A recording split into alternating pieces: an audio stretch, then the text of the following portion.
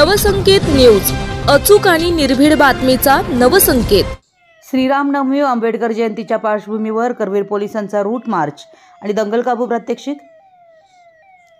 रामनवमी, महावीर जयंती, हनुमान जयंती आणि भारतरत्न डॉ. बाबासाहेब आंबेडकर जयंती या सणांच्या पार्श्वभूमीवर कायदा व सुव्यवस्था राखण्यासाठी करवीर पोलिसांकडून दंगल काबू योजना प्रात्यक्षिक तसेच रूट मार्च घेण्यात आला।